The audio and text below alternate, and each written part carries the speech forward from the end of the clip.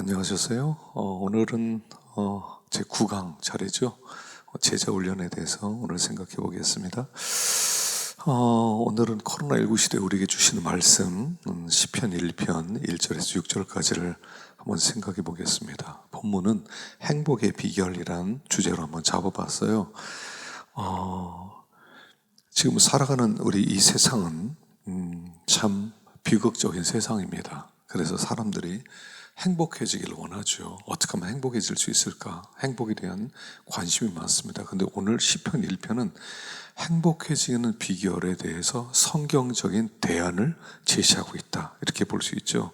그래서 시편 1편은 시편 전체 요약이면서 동시에 성경 전체 요약이라고 볼 수 있습니다. 그럼 인생은 비극이에요. 참 슬픕니다. 생로병사. 그 사람들을 나름대로 행복해지고 싶어 해요. 사실 행복은 하나님께서 창조한 사람의 목적이죠. 그런데 사람의 행복을 찾는 방법을 보면 사실은 행복과 관계없는 것을 찾는다는 겁니다.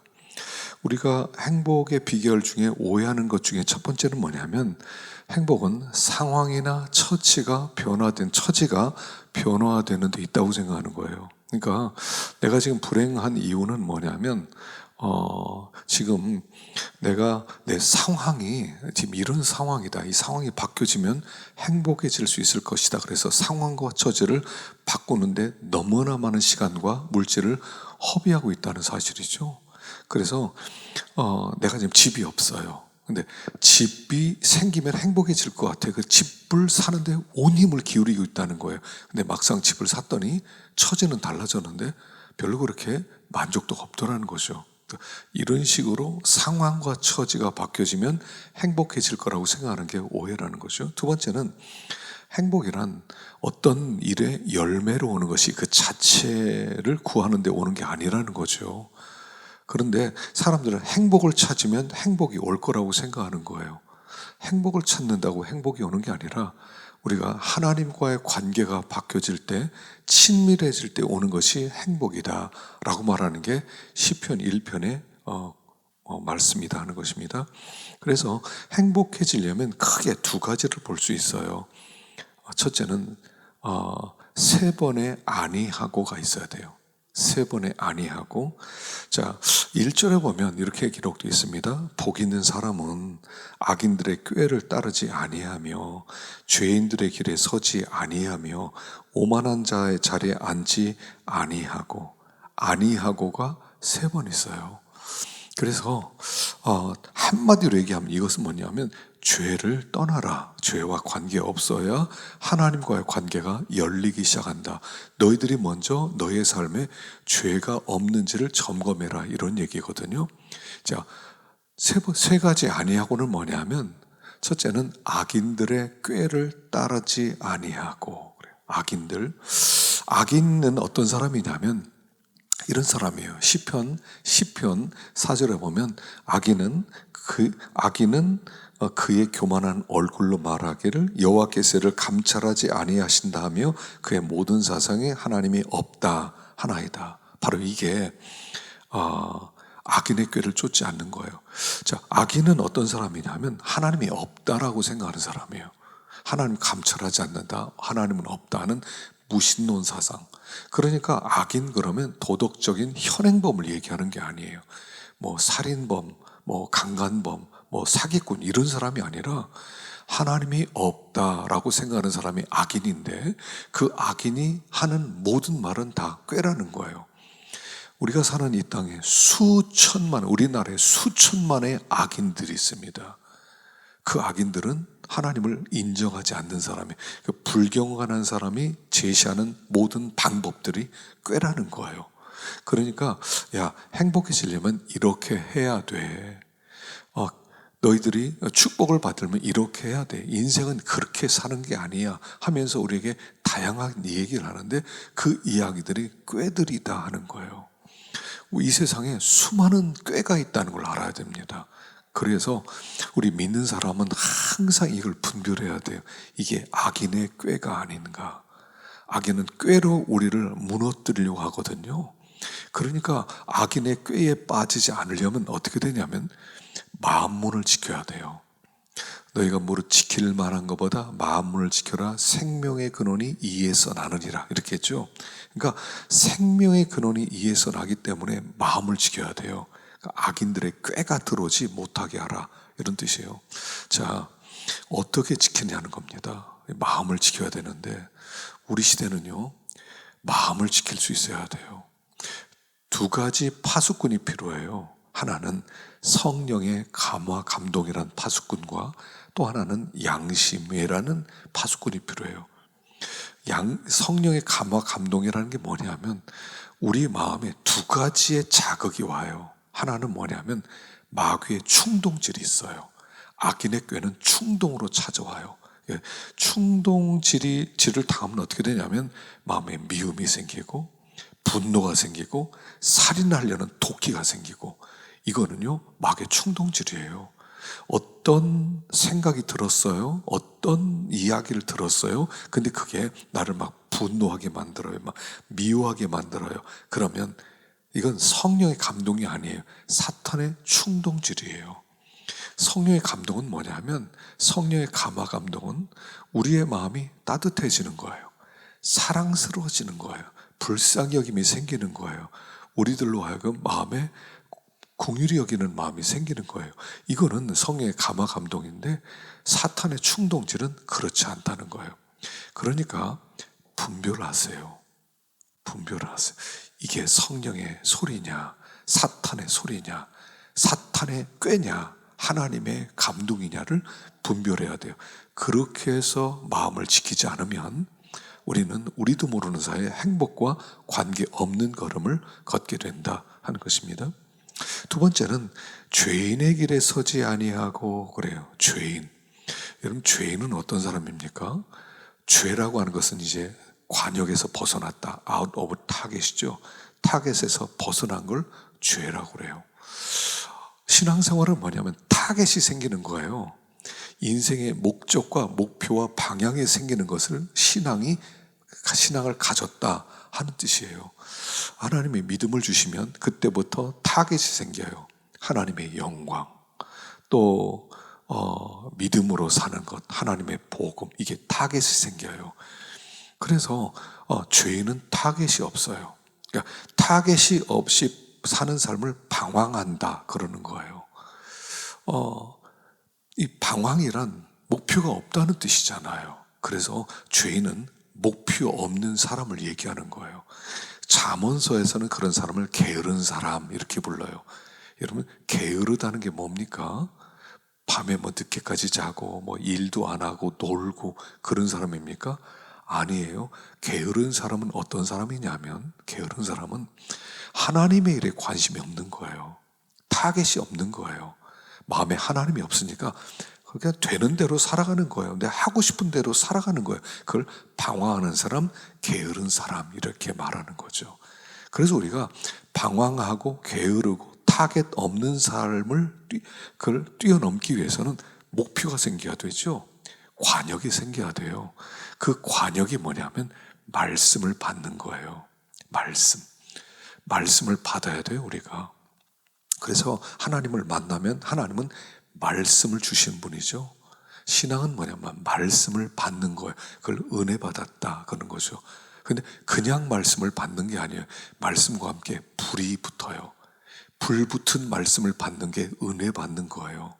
그래서 모세가 사명을 받을 때 그냥 평범하게 살았어요. 그냥 집에서 양치기 하면서 부인과 또 아이 둘과 아주 오붓하게 가난하게 살았죠. 그런데 어느 날 하나님이 부르세요. 그리고 불 붙는 말씀을 주시는 거예요. 타겟이 생기죠. 그때부터 그 인생이 공생애로 바뀌고 인생이 새로워지는 거죠. 그래서 이 죄인의 길에 서지 않으려면 타겟이 와야 돼요. 타겟을 깨달아야 돼요. 하나님의 말씀을 받는 게 필요하다 하는 말씀이죠. 그래서 죄인의 길에 서지 아니하고 그랬습니다. 세 번째는 오만한 자의 자리에 앉지 아니하고 그랬어요. 오만하다는 것은 조롱한다, 멸시한다 그런 뜻이에요. 희롱한다 이런 뜻이죠. 그래서 오만한 자는 거룩한 것을 조롱을 해요. 하나님의 교회를 조롱을 해요. 성도를 조롱을 해요. 복음을 조롱해요. 야, 뭐 예수 믿으면 천국 간 다음에 세상에 쾌쾌 먹은 옛날 얘기, 옛날 사람이나 통하는 그런 얘기 하냐? 나중에는 하나님도 조롱해요. 하나님이 어딨냐? 보여. 데려와봐. 그럼 내가 믿을게. 조롱을 합니다. 그래서 조롱하는 자는 항상 자기가 하나님 자리에 앉는 거예요. 하나님 자리에 앉아요. 그리고 그 하나님 자리에 앉아서 그때부터 하나님 노릇해요. 이 사람은 비판하고 판단하고 조롱하고 멸시하는 사람이 되는 거예요. 근데 왜 그렇게 되냐면 우리가 인간의 정체를 몰라서 그래요. 인간이란 어떤 존재냐면 불완전한 존재예요. 여러분 계시록 13장 18절에 보면 이런 말씀이 있죠. 지혜가 여기 있으니 총명한 자는 그 짐승의 수를 세어보라. 그것은 사람의 수니 그의 수는 666이니라 그래요. 6이란 숫자는 바벨론의 육진법의 숫자예요. 만수예요. 인간의 만수는 6이에요. 하나님은 7이에요. 완전수는 7인데 인간은 6이에요. 그래서 그 바벨론에는 육진법이에요. 6 다음에 7로 가는 게 아니라 0으로 가서 1, 2, 3, 4, 5, 6, 7, 0, 1, 2, 3, 4 이렇게 가는 거죠. 그래서 바벨론의 느부갓네살 왕이 만들었던 신상은 높이가 60규빗, 폭이 6규빗이었어요. 인간이 할 수 있는 가장 높은 우상을 만들었다 이런 뜻이죠. 근데 6이란 숫자는 불완전해요. 완전하지가 않아요. 불완전하기 때문에 반드시 허점이 있어요. 예전에 제가 이제 박사 논문을 쓰는데 교수님이 이렇게 어떤 책을 하나 주셨어요. 제가 저의 이렇게 멘토였던 목사님이 지도 교수가 김세영 교수님이었는데 김세영 교수님이 저에게 책을 주면서 이 책을 한번 서평을 해보라고 평가를 해보라고 약점을 찾아보라고 그러면 굉장히 논문에 도움이 될 거라고 그래서 책을 읽는데 단점이 없는 거예요. 퍼펙트예요. 너무 기가 막힌 책이에요. 그래서 교수님에게 교수님 이거 완벽합니다. 단점을 찾을 수가 없어요. 그랬더니 교수님이 빙긋이 웃으시면서 이 사람아 사람이 쓴 책은 반드시 허점이 있어. 찾아봐 하면서 몇 가지 팁을 주셨어요. 그리고 그 팁을 받고 나서 보니까 허점이 보이더라고요. 그거거든요. 허점이 있어요. 인간은 불완전해요. 그게 인간이에요. 7이 아니에요. 그렇기 때문에 내가 불완전하다는 것을 알아야 교만하지 않을 수 있어요. 오만에 빠지지 않을 수 있어요. 겸손해질 수가 있다 하는 거예요. 그래서 나는 불완전하다. 나는 문제가 있다. 나는 완전하지 못하다. 이걸 알아야 된다 하는 것이에요. 그러면 오만한 자리에서 벗어날 수 있다 하는 거죠. 자, 이래서 행복의 비결 첫째는 뭐냐면 죄를 짓지 말라는 거예요. 죄 지으면 하나님과 멀어지고 관계가 막히니까 행복한 길을 갈 수 없다 하는 뜻이고요. 두 번째는 행복의 비결은 두 번째입니다. 그 뭐냐면 2절인데요. 오직 여호와의 율법을 즐거워하여 그의 율법을 주야로 묵상하는 자로다. 두 번째 비결 율법이라는 거죠. 자, 첫째는 율법을 즐거워하라 하는 거예요. 즐거워하라. 여러분 율법이란 게 뭡니까? 하나님이 인간을 만들어 놓고 인간이 가장 행복하게 살 수 있도록 주신 말씀이 율법이에요. 그래서 마치 하나님이 우리에게 주신 연애 편지 같은 게 율법이에요. 여러분 저도요 아들이 둘이 있는데 아들 둘 다 신학대학원에 들어갔습니다. 목사가 되겠대요. 그러니까 제가 목회하면서 아이들에게 경험을 좀 물려주고 싶어요. 이거 이렇게 해라. 이런 문제 있을 땐 이렇게 처리해라. 난 이렇게 하다 실수했다. 목회는 이런 거다. 해주고 싶은 말이 얼마나 많겠어요. 그래서 요새 목회일기를 조그맣게 쓰고 있어요. 내가 어려움에 처했던 것들, 또 문제를 풀어갔던 것들 설교하면서 이번엔 이런 본문을 했는데 본문에 이런 고민들이 있었다. 그런데 이런 고민은 이런 책을 읽으면서 이렇게 풀어갔다. 이런 것들 조그맣게 쓰고 있어요. 한 10년 정도 쓰려고 생각하는데 한번 생각해 보세요. 제가 얼마나 심혈을 기울이겠어요. 얼마나 심혈을 기울여.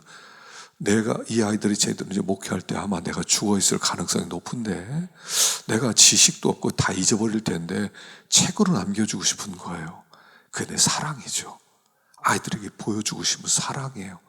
아이들이 진짜 행복해지길 원하고, 고생하지 않고 아파하지 않고 힘들지 않은 목회 생활을 했으면 좋겠어요. 그래서 그런 걸 남겨주고 싶어요. 그런 게 성경이에요. 하나님이 우리를 너무 사랑해서, 얘들아, 인생은 이렇게 살아야 돼. 인생은 이렇게 살아야 돼. 이러면 너 행복해질 수 있어. 이러면 너 진짜 비참해져. 이러면 너 진짜 고생해. 그런 말씀들이 기록된 게 성경이에요. 성경에는 생명을 얻는 법, 우리가 누리고 있는 소망, 하나님이 우리에게 준비하신 모든 것, 축복들 다 기록되어 있어요. 그러니까 율법을 즐거워해라, 율법을 사랑해라 라고 말하는 거죠.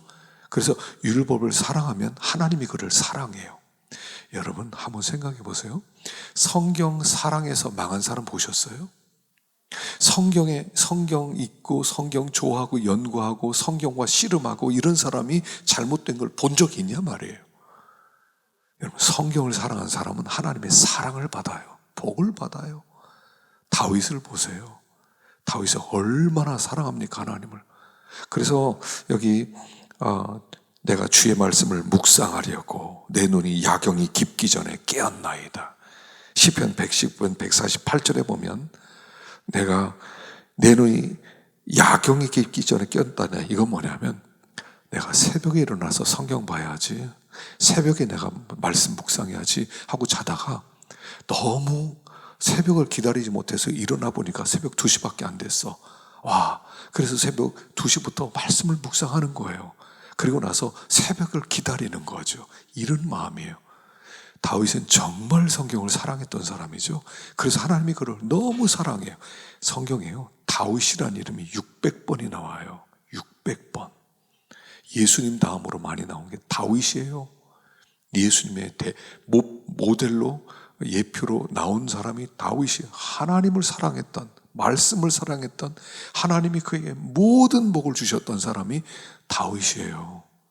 그래서 말씀 사랑하는 사람은 절대로 망하지도 않고, 말씀 사랑하는 사람은 하나님의 복을 받아요. 에이브라함 링컨 얼마나 성경 사랑했습니까? 어머니가 어릴 때 죽으면서 성경을 남겨주잖아요. 이걸 읽어라. 그리고 그는 어릴 때부터 성경 읽고 자라요. 링컨은 성경이 만든 사람이에요. 성경의 사람이었어요. 지금도 가장 존경받는 대통령 링컨이죠. 그래서 말씀 사랑하면 하나님의 사랑을 받기 때문에 복된 길을 걸어갈 수 있다 하는 거예요. 오벳에돔이라는 사람도 그렇죠. 하나님의 법궤를 억지로 오벳에돔 집에 맡깁니다. 니네베 집에 두어. 그랬더니 오벳에돔 집에 맡기게 되죠. 오벳에돔 집에 맡기게 되면서, 그리고 나서 오벳에돔이 3달 만에 복을 받아요. 가문의 복을 받아요. 가문의 복을 받아요. 성경 사랑하면 복 받습니다. 여러분, 우리 전도사님들이 성경 좀 사랑했으면 좋겠어요. 정말 세컨더리 소스는 많이 읽는데 프라이머리 소스를 안 읽어. 성경이 중요하거든요. 성경과 씨름하고 성경을 묵상하고 성경을 먹고, 그럼 잘하고 힘있게 될 거예요. 우리가 언제 가장 성장하냐면 많이 먹을 때죠. 여러분, 어린아이는요 자기 체중의 4분의 1까지 먹는데요, 4kg짜리 아이는 1kg짜리 우유를 먹는 1kg씩이나. 그러니까 엄청나게 부쩍부쩍 자라는 거예요. 말씀 먹으면서 우린 자라날 겁니다. 목회 잘하고 싶으면 성경 읽으세요. 성경 가까이 하세요. 지식으로 하는 게 아니에요. 말씀으로 하는 거예요. 말씀에 사로잡힐 수 있는 그런 여러분들 되시길 바랍니다. 두 번째, 율법을 주야로 묵상하라. 묵상하라. 자, 주야로 묵상하라고 그랬습니다. 새김질 하라는 거예요. 묵상해. 여러분, 묵상이라고 하는 것은 말씀을 내 몸에 새기는 행위예요. 말씀을 몸에 새기는 거예요. 묵상이에요. 그래서 묵상할 때 그게 내 것이 돼요. 뼈에 새겨져요. 뼈에 새겨져. 그래서 뼈에 새겨지기 때문에 우리가 이 말씀을 통해서 능력을 얻는 거예요. 여러분, 가나안 땅을 정복할 때 하나님이 여호수아에게 말씀을 주시죠. 이 말씀을 주야로 묵상해라. 그렇게 말씀을 줘. 그러면 형통하리라. 말씀을 주세요. 말씀으로 가나안 땅을 정복해 가는 거예요. 우리는 말씀으로 세상을 정복해 가는 사람입니다. 말씀의 능력으로 세상을 정복할 힘을 얻는 거죠. 세상에 강한 사람이 얼마나 많아요. 실력 많은 사람이 얼마나 많습니까? 유학 갔다 온 목사님들 얼마나 많습니까? 스펙 좋은 목사님들 얼마나 많습니까? 그런데 말씀 사랑하고 묵상하는 목사가 진짜 목사고 그가 더 탁월해질 수가 있어요. 그래서 말씀을 묵상하세요. 몸에 새기세요. 묵상이란 뭐냐면 책임지라는 거예요. 양이나 소나 낙타가 책임질하죠. 하루 6시간에서 10시간을 책임질한대요. 거기서 모든 능력이 다 나오는 거예요. 모든 능력. 뭐 먹는 거 시원찮은데 그걸 씹었더니 거기서 능력이 나오더라는 거예요. 힘이 나와요. 많이 먹어야 힘쓰는 게, 좋은 거 먹어야 힘쓰는 게 아니에요. 소화시켜야 돼요. 소화. 그걸 소화시키면 그 소화시킬 때 체화된다 그래요. 체화. 체화는 몸에 기록된다는 뜻이에요. 말씀을 몸에 기록하셔야 돼요. 여러분, 이 책임질은 뭐냐면 몸의 체화인데, 이 체화시키는 것은 쉽게 얘기하면 이런 거예요. 가수가 요즘 노래 잘하는 분 많죠? 모든 노래를 다 잘하는 게 아니에요. 연습한 노래만 잘해요, 사실은. 근데 가수가요, 그 노래를 체화시키는, 내 노래, 입으로 부르는 게 아니라 몸으로 부르는 거거든요. 근데 몸으로 노래를 부르기 위해서 1000번을 연습해야 된대요. 1000번. 1000번을 연습하면 이 노래가 몸의 노래가 돼. 몸의 노래가 되니까 사람들이 그 부르는 모습을 보면서 감동을 받고 눈물도 흘리고 그렇게 되는 거예요. 그게 체화예요. 또 야구 선수나 골프 선수 같아요. 야구 선수가 스윙 연습하죠. 스윙이 몇 번 해서 되겠어요? 그 빠른 공이 오는데 스윙을요 3만 번을 연습해야 된대요. 3만 번. 그리고 골프도 마찬가지, 한 3만 번 스윙을 연습해야 이게 원하는 데 간다는 거예요. 3만 번 연습하면 몸이 그걸 기억한다는 거예요. 몸이 기억을 해. 그래서 감각적인 스윙이 나오는 거죠. 그게 체화예요. 그걸 책임질한다라고 얘기하는 것입니다. 그래서 여러분, 그 말씀을 많이 묵상해서, 특별히 우리 목회할 사람들은요, 책상 앞에서 설교를 준비하지 마세요. 제발 영감이 없어요. 설교는요 영감이 있어야 돼요.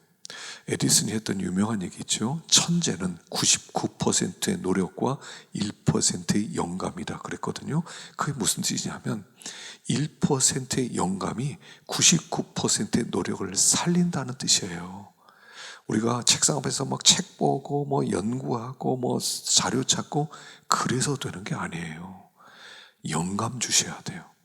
제가 늘 이걸 실험을 해봤어요. 설교 준비 가기 전에 막 컴퓨터 앞에서 원고 작성하고 막 열심히 몇 번 작성하고 한 것과, 그리고 나서 새벽에 기도하면서 준비한 것과 딱 비교해 보면요, 결정적인 차이가 영감이에요. 그렇게 준비하면 하나님께서 영감을 주세요. 강단에 서 있는데 내가 생각지 못한 말씀들을 하나님이 주시더라고요. 그래서 여러분들이 율법을 즐거워하고 율법을 주야로 묵상하게 될 때, 그때 복된 길을 걸어가는 거예요. 근데 이 길이 만만하진 않아요. 생각해 보세요. 율법을 즐거워하고 묵상하고 그 말씀대로 순종하는 게 무슨 삶이에요? 불편한 삶이에요. 내가 하고 싶은 거 마음대로 못해요. 내가 기뻐하는 길을 걷지 못해요. 내가 하고 싶은 욕심을 부리지 못해요. 하고 싶은 말 다 하지 못해요. 그게 율법을 묵상하고 그 길을 걷는 삶이에요. 그런데 그게 행복의 길이라는 거예요. 그래서 내가 마음대로 할 수 있다? 내가 하고 싶은 거 마음대로 할 수 있다? 세상에서는 그걸 복이라고 그러죠. 돈이 많아서 하고 싶은 거 다 해. 뭐든지 다 해. 가고 싶은 데 다 가. 하고 싶은 말 다 해. 갑질 다 해. 그럼 그 사람 성공했어. 천만의 말씀이에요. 그건 복된 삶이 아니에요. 복된 삶이라고 하는 것은 내가 하고 싶은 거 다 할 수 없어요. 내가 누리고 싶은 거 다 누리지 못할 수도 있어요.